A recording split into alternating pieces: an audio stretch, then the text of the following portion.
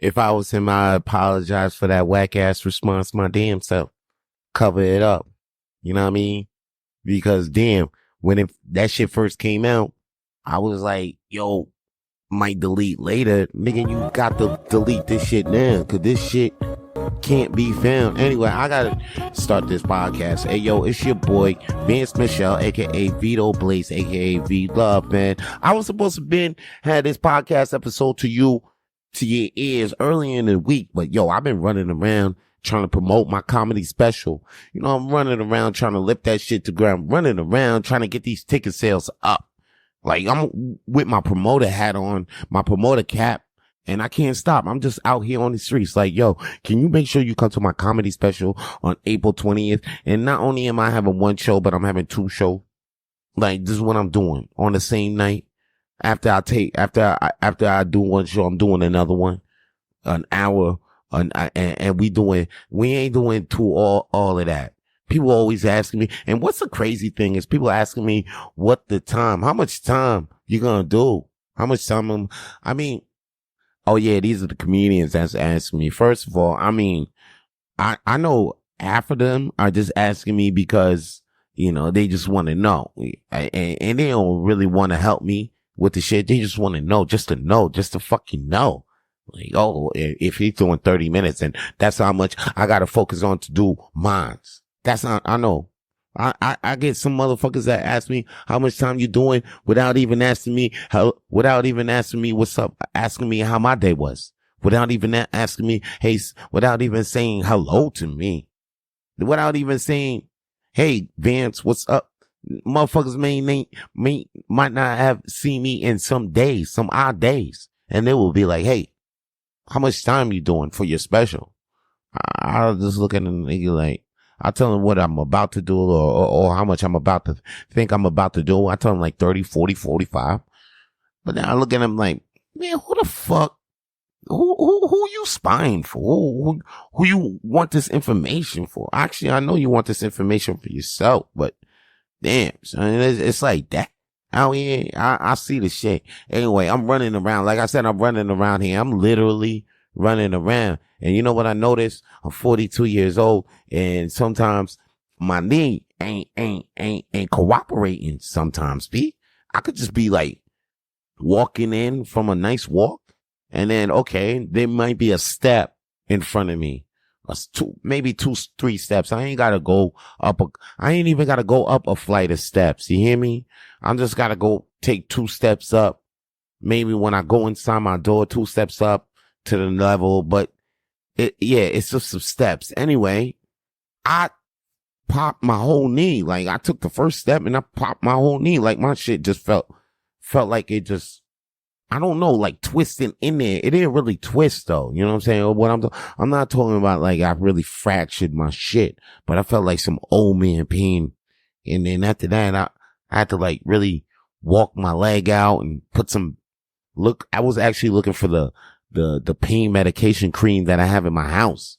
I was like, let me fucking find out. I gotta find this imitation ass Bengay that I'm looking for right now so I can put on my knee, rub on my knee so I can feel good. You know, that shit, they got that aloe, like the fake, like vapor rub, but it ain't vapor rub. It's the one that's for your pain. My dad used to pull that shit out all the time. Like, and I remember this, my dad was around 45, 46, 47 around this time he was doing this shit. And he'll pull that shit out. Like, oh, get the Bengay and pull that shit on his knee, or he'll be like, yeah, can you, Vince, put some Bengay on my back?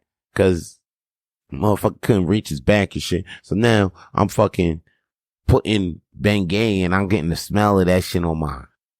That shit just, it kind of gave me some trauma a little bit. Maybe I'm traumatized a little bit from the Bengay. That's why I'm like, oh damn, it's my time. It's my time for me to put the motherfucking Bengay. That shit crazy. I don't even want to say that right now, but that's what it is.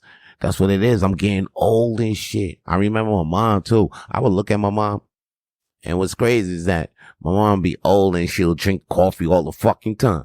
And then I'll be like, yo, I'm not drinking this shit. This shit ain't got no sugar. At least put some milk in it and a lot of sugar for me to drink it. And that was the only way I would drink it. I'll drink that with my pen, with my bread and my peanut butter, or bread with Haitian bread with butter.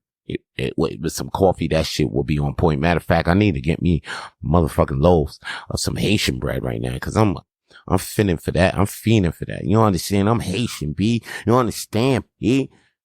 Fucking cravings just come out of nowhere. You think I don't, you think I'm like Haitian bread and chocolate? Like, I want that shit right now. I don't know. And then there's sometimes where I could eat, like, I want grilled plantains right out of the blue. I want some tasso beef. I want some bun and sauce. Like, yeah, I want some bun and sauce. Like, not even a fried plantain. Just give me bun and sauce. Give me some maimoune or ziri blanc, sauce noir all day. Yeah, sauce noir. What? Motherfuckers don't know shit about that shit, man. Anyway, yo, I was saying the coffee thing because I was like, oh wow, the coffee. My mom, she was drinking coffee all the time, and I never thought I'll be drinking coffee straight black. And now here I am drinking coffee straight black. Like sometimes I might take a double here. Oh, and I'm in Canada, so double here is like 2 creams, 2 sugars, right? 2 creams, 2 sugars. That's what we say. When we want 2 creams, 2 sugars, we just say double. So, yo, but sometimes most of the times, give me my coffee, I'll take that shit black, straight black. Cause I taste the flavor. I actually taste the flavor. And I'm out here really saying like, yeah, McCafe is the best coffee because of the flavor, and you could give me that shit black. Like I'm not even fucking with all that iced coffees with the whipped cream on top. Like you just out here just doing too damn much with your coffee now. You got it's not even coffee, really. You sipping your coffee drinks with the whipped cream in it, with the vanilla, almond, hazelnuts, all types of flavors. Yo, that's not even fucking coffee. Y'all left me. Y'all not drinking coffee. You're not out here sipping that real espresso. That you ain't drinking no Italiano. You ain't drinking no Americano. Yo, they know some coffee though. Italians, Turkish people know some coffee. That's what I like about it. Like, I like every place got their own type of flavor with the coffee. And not every place could do it right. But the places I just said, like Turkey and Italy, they doing Brazil, Colombian, they doing chicks and coffee out there, right? They doing chicks, coffee, and candy, right? Colombia. That's my C's. They doing it right. If they doing cheese right too, I might just be out there. You know what I'm saying? Cheese, chicks, candy, and coffee is the spot. And it looks like they doing that in Colombia. But yeah, man, I've been running around doing my goddamn special. As I'm running around, I'm catching news left and right. I see motherfucking OJ just died. OJ died like 2 days ago. Here's the thing about OJ Simpson being dead. Okay, and a lot of people will say that OJ, allegedly killed his wife, even though he beat trial. There's still people out here that'll be like, oh, OJ did it. Because it's just some judgmental motherfuckers out here that ain't got no lives beyond their own life, that they rather spend their energy judging a person they probably have never met. But they just feel like it. They just feel like, hey, OJ Simpson. They just feel like being part of the goddamn crowd. Like this shit done with. OJ, the trial done with. Let's move on. But Caitlyn Jenner, as soon as OJ died, she tweeted out good riddance. Now, what's really disgusts me right now is it's not all this OJ hate. It's the OJ hate has been there. Even when OJ Simpson was alive, people were still saying he was a murderer. And plus he came out with a book saying, if I killed Nicole Simpson, I'll get away with it anyway, cause I'm OJ Simpson. So like, yo, it is what it is, but he beat trial. And here's the deal. If, like, he got judged. They put the evidence, whatever. He got judged. Now, if you feel justice wasn't served, then justice wasn't served. Maybe you felt that in your heart, but for you to keep saying like, he's a murderer, The man's dead. He's dead. I mean, he's gone. I mean, let's not forget he was a legendary running back. He did some great works. Hopefully, and he did those works so he could have a legacy. His legacy wasn't beating murder or being an alleged murder. Like, what are you gonna go out as an alleged murder? The motherfucker beat Charlie.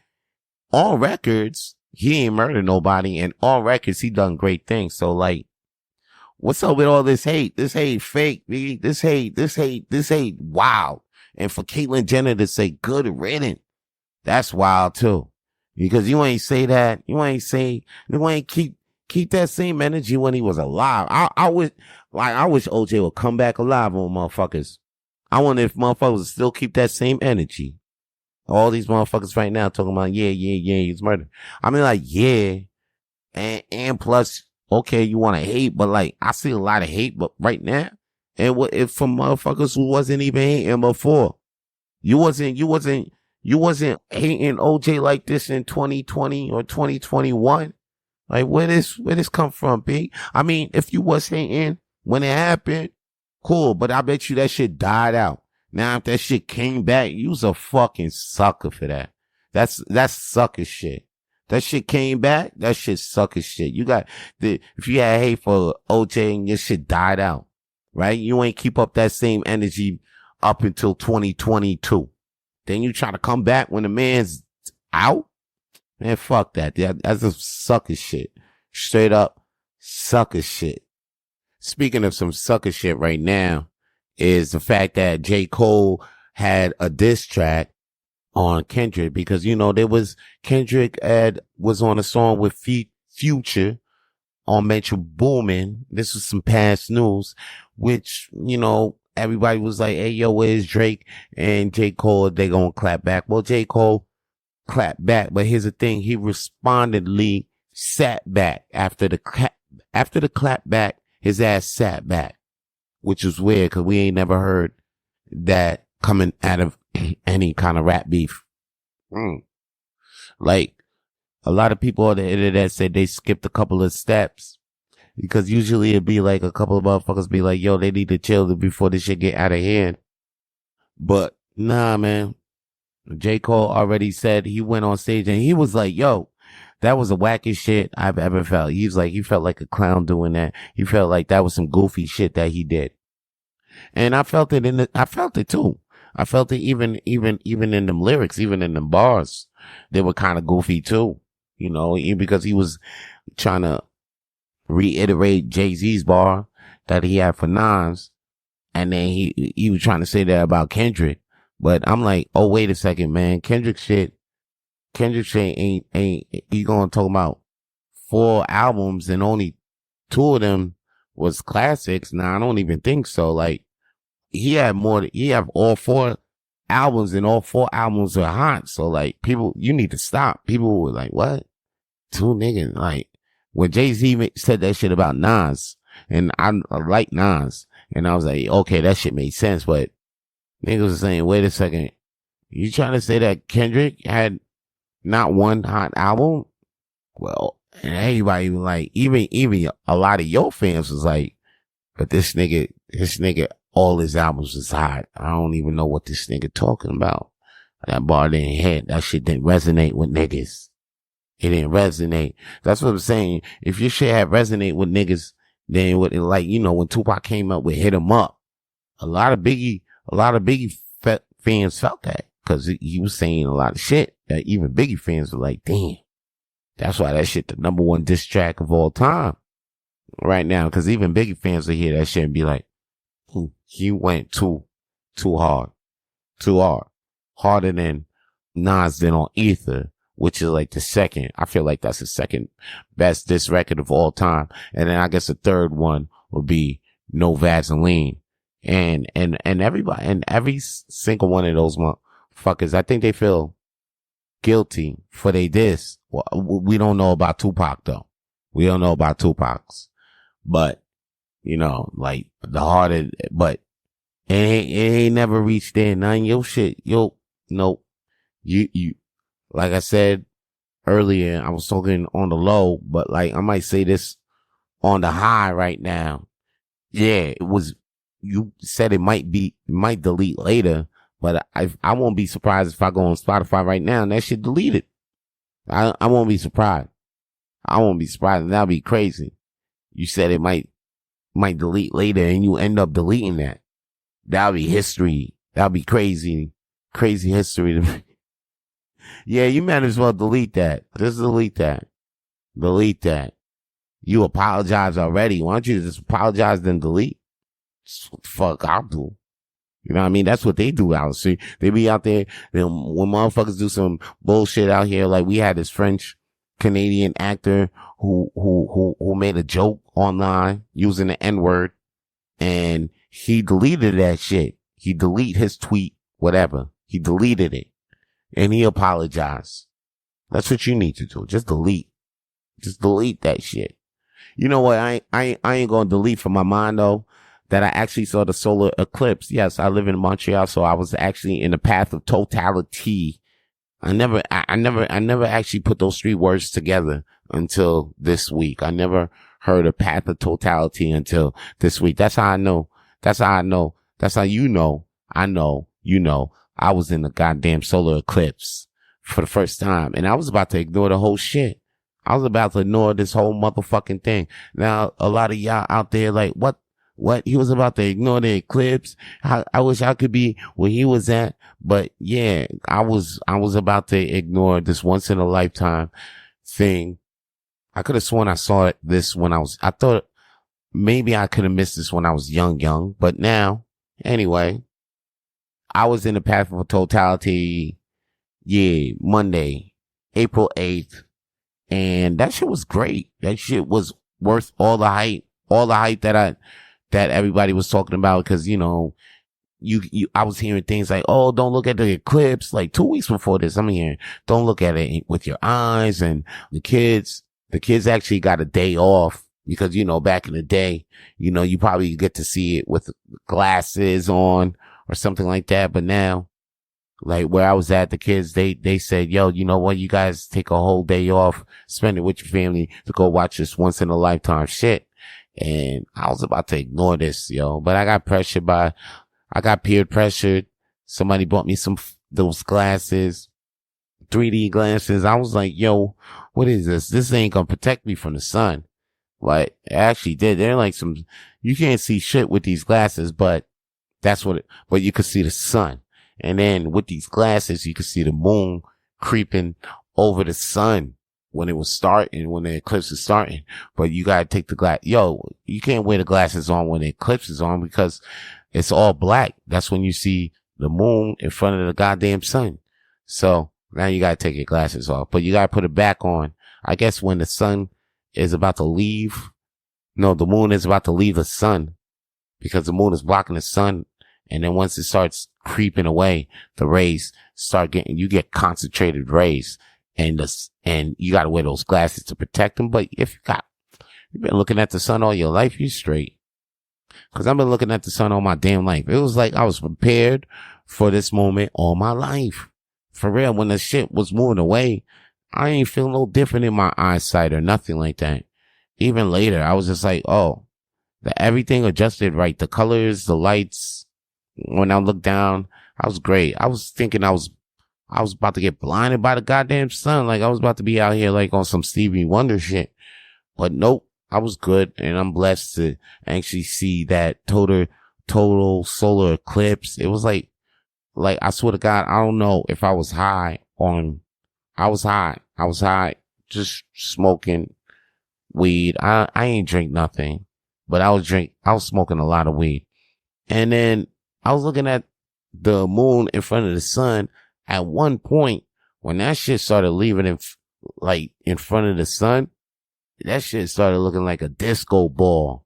Like that shit was crazy ill. And the way how it gets dark and then boom, that you see that shit in the sky and then boom, it gets dark and then it gets light again. It's like a whole fucking experience, B. I don't think any, like, you could see pictures, okay? I seen pictures in movies about the same shit I saw, okay? I ain't even seen pictures in movies in 4K, 8K.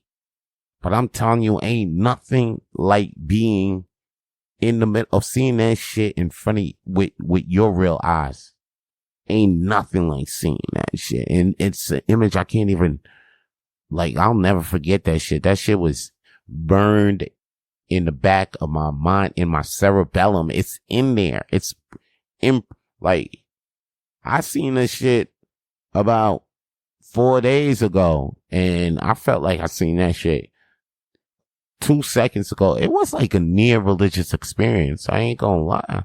Just looking at this shit, I ain't gonna say, maybe I was too high when I seen this shit, but maybe that was just the way to see it. Anybody who saw the solar eclipse probably ain't see it, probably wasn't interested, because I don't know, you probably ain't got a soul. You not into things like that. But it was a beautiful experience, and if you had a chance to see it and you saw it, that's good thing. That, but if you out here and like, it wasn't nothing, nah, I'm here to tell you from a motherfucker that was about to miss it like you, cause you missed it. But from a motherfucker that didn't miss it, from a motherfucker that was like not gonna pay that shit no mind, now I'm like, damn, I'm glad I didn't miss it. I'm glad I ain't missed that shit. Yo, for real, I ain't glad I missed this. And here's one thing you ain't gonna miss too. A motherfucking track by Vito Blaze. I'm about to drop right now for your ass. And after that track, come on back, because I got more things to talk about.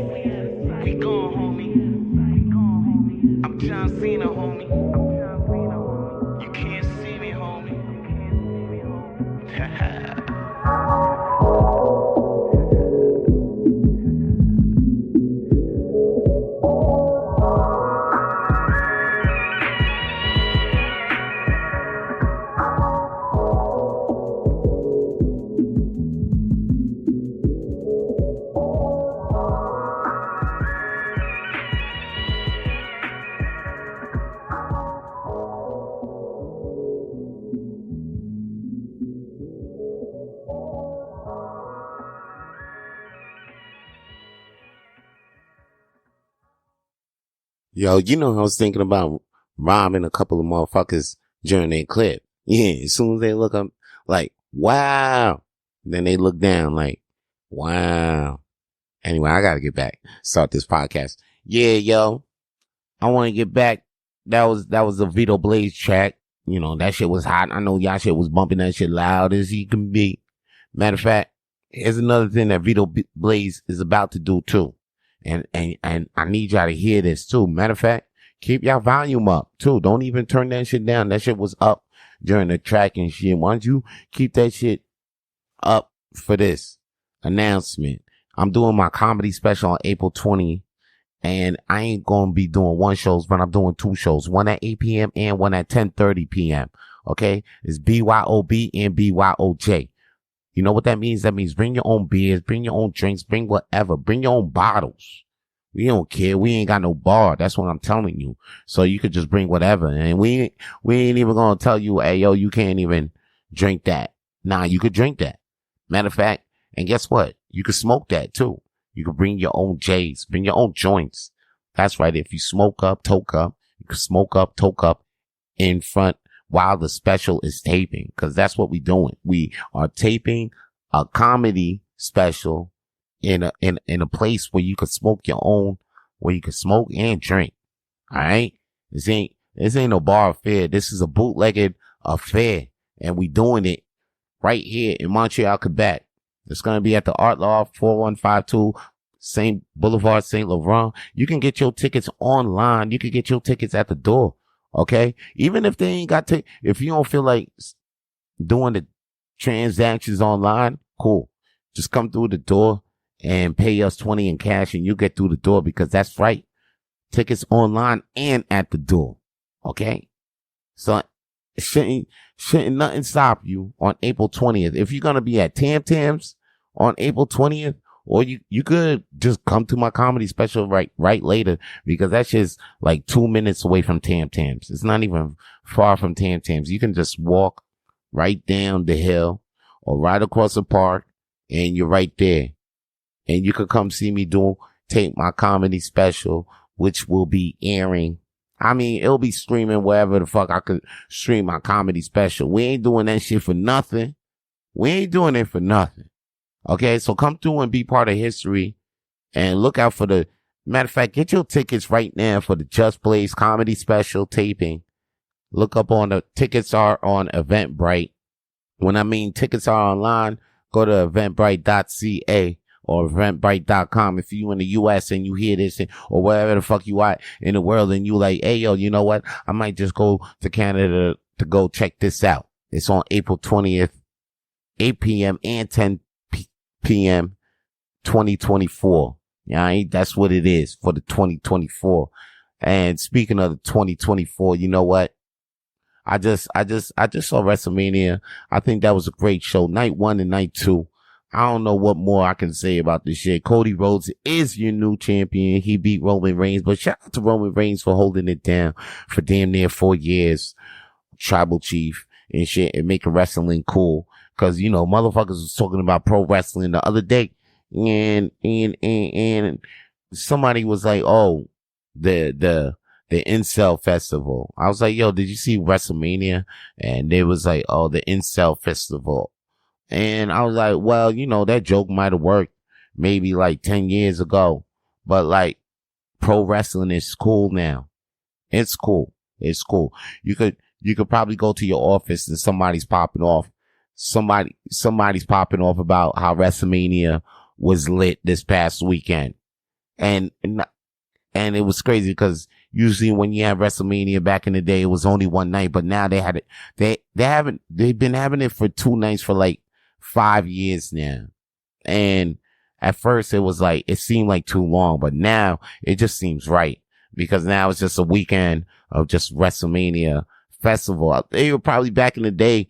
Maybe we didn't see it. Maybe it was like, oh shit, you know what? This shit is too fun. It should be 2 days. And now we see it. It is 2 days. Soon it might be a whole week. And we ain't even gonna lose no sleep over that shit. Imagine WrestleMania for a whole week. By the time that shit pop up in Montreal, because I got a real theory. Here's my theory. Once the big O roof gets repaired, we're going to get WrestleMania and the Olympics. They're coming back. So as soon as that roof gets repaired in the Big O, the Olympic Stadium here in Montreal, because the roof is all fucked up. But once the roof gets repaired, that shit, it's a wrap. Taylor Swift is coming back. She says she's going to have a concert here, and, you know, all the Swifties coming out for that. And then once people see how much money that shit making, yo, that shit's going to be crazy. That shit's going to start popping on. Anyway, that's my thoughts on WrestleMania. It was pretty good. I was kind of upset that Gunther did fucking lose he lost the Intercontinental Championship. I'm pissed about that. I should be happy because hometown Sammy won the belt, and wow, he gets to defend it here in Raw, here in Montreal. I get to go see that live. I like seeing wrestling events live because the fireworks pop off. You get to watch them while you're high on shrooms. Like, I'm going to be fucked up on shrooms before I even get to this venue. Okay. And as soon as the fireworks pop off, I'm like, oh, you know, like that's the way how to see fireworks and shit like that. It's pretty cool. And you know the thing where you see on TV and it's like a 3D effect, like a lot of people can't see that in real life. But when I'm high on shrooms, I get to see that shit. I get to see the 3D effects and all of that. Yeah, that you thought they were computer generated. They're computer generated. They got to be computer generated on the TV. But when you in real life events, to see those little images, those computer generated, I seen them shits though. I seen them shits. You gotta take you can't see them shits take like 2 grams. You gotta take like at least 5 grams. And it gotta be with some real potent shit too. But like hit me up. I can tell you all the details about that. You know what I'm saying? But WrestleMania was still lit. Like and you know what's crazy? I had predictions. I could have done a whole podcast on my predictions and shit. And y'all would have played that shit right now. And y'all would have like, oh damn, he right, except this one thing. And that was that Gunther. But everything else I predicted. Night 1, motherfucker was going to lose that tag match. But night 2, Cody Rhodes was still going to win. And I even predicted the wild ass outcome. I just didn't think Undertaker and John Cena was going to finish the shit. That's what I didn't expect. Like them two to be involved in this shit. I thought it would have been cool if they had like everybody who had beef with the bloodline from the past year. And then that would have been enough right there. Like you didn't need to have Undertaker, The Rock. Could have Kevin Owens come back. What? Who else had beef with this motherfucker Roman Reigns? Like anybody who was still face, or even all the heels too. That's what it made. That's what it would have made crazy. Like even all the heels would have came back on Roman. Like even though we don't like Drew, have him come back. Even though we don't like AJ, like all the motherfuckers that fought Roman. And that would have been a classic. That would have been like the end game. Yeah, I need Cena, Undertaker to tell that story. I would have went with those guys, and it would have brought up the talent, but I think it would have played out the story. That's what y'all was looking for, right? For Cody Rhodes to finish that story and the whole story of how Roman was dominating WWE and how he came from AEW to kill that. And that was beautiful though. I almost cried when Cody won. Cause he was dedicating shit to his pops, his daughter, people all around. And I think Brody's little kid was there. It was dope. So shout out to Cody Rhodes. And shout out to Triple H. We are in a new era for the Triple H era. Shout out to Triple H. And, yeah. And wrestling's hot. I mean, right now, motherfuckers talking about the CM Punk shit. CM Punk and Young Bucks. CM Punk had a fight that got him fired off of AEW, right? And he already explained what the fight. He was on a recent podcast explaining what the hell happened, right? Now, AEW plays a video during AEW Dynamite this past week. Now, guess what? thinking they was gonna expose CM Punk, but they ain't exposed shit, really, in my eyes, and and in a lot of other people's eyes.